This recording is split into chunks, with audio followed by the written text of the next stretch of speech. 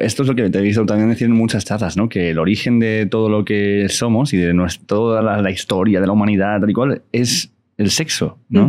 Pero a la vez es de lo que más o lo que menos se habla o alrededor del cual hay más tabús construidos. Sí, fíjate, ¿no? A mí esto me parece fascinante en el ser humano, que es básicamente que nacemos del sexo, o sea, somos dos células sexuales independientemente de cómo hayas nacido, ¿no? La gran mayoría de personas hemos nacido a través del mismo acto.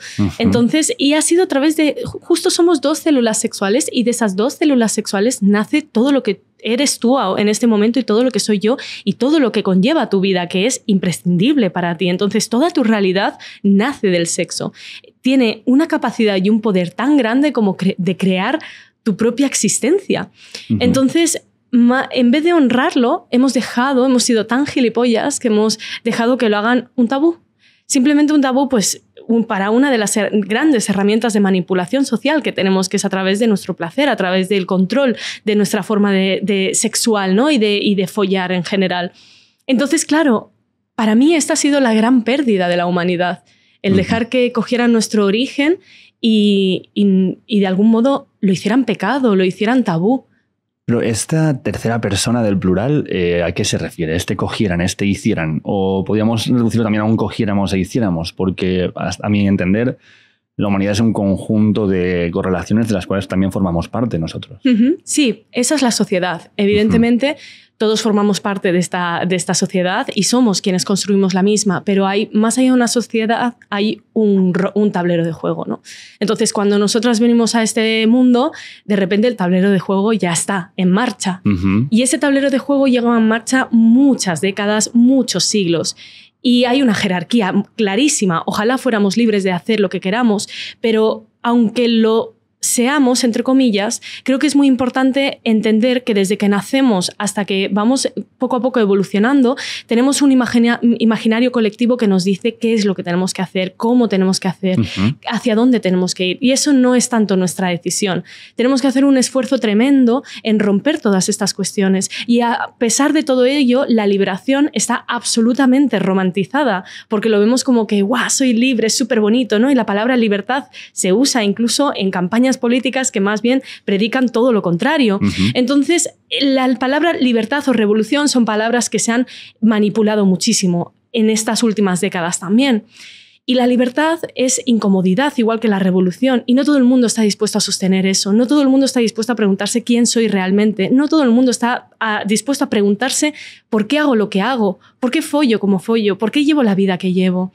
Entonces, cuando nos adentramos en esas preguntas es cuando poco a poco rompemos un poco ese panorama sistémico que nos mantiene siendo como tenemos que ser para ser una sociedad manipulable al final. Entonces yo me centro en todo esto en la parte sexual. Cuando empezamos a tener nuestra primera conexión con el sexo no suele darse tanto en la pornografía, porque tenemos mucho el foco ahí, que es muy importante también, pero se da mucho también en la cultura general. O sea, nosotros ponemos la televisión y hay cine con actos sexuales. Y esos actos sexuales en muchas ocasiones mantienen unos roles de género absolutamente tóxicos y absolutamente opresores para todas las partes. Entonces, eso es nuestro imaginario colectivo. Eso es lo que vamos alimentando. Y por eso hablo en plural y hablo como haya ese malo, ¿no? Entre comillas, por así decirlo, que aunque todos seamos responsables, cuesta mucho quitarse la venda. Porque muchas veces no somos conscientes que la llevamos. Pero yo lo que pienso siempre es como si desde estas estructuras de opresión, ¿no? Que se plantean como el origen de por qué las cosas son como son, no hay también una opresión en sí misma hacia uno. O sea, que si tú creas una pauta de conducta que es limitante, tú entras dentro de lo limitante, ¿no? Es como cuando la gente habla de los chemtrails estos, de nos están tirando veneno desde el aire. Coño, pero tú vives ahí. O sea, quiero decir que si tú fueras un genio loco que quiere envenenar a la población, que vas todo el día por la calle con máscara de gas, porque vives ahí, ¿no? Entonces, eso es lo que quiere decir, que si tú creas ese tablero, también eres presa del tablero, ¿no? ¿Tú crees que creamos el tablero? Aunque seamos partícipes del mismo, lo que sí que somos de algún modo participantes en ese tablero, pero no creo que seamos creadores del mismo.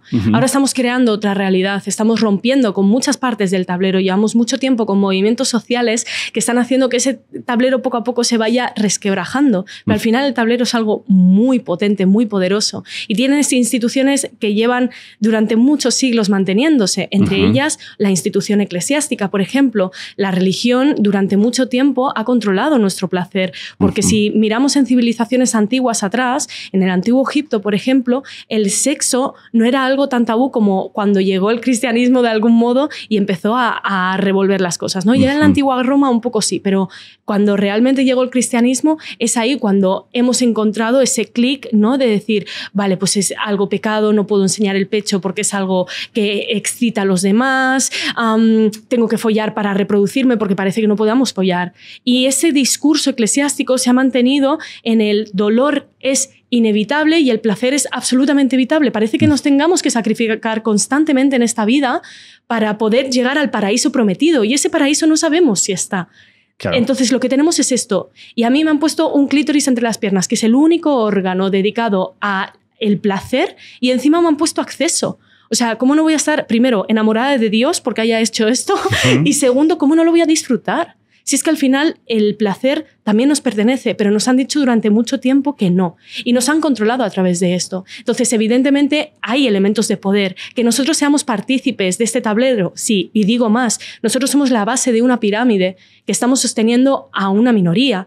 Si la base se rompe, la minoría no se sostiene. El problema es que la base en muchas ocasiones no sabe que está sosteniendo.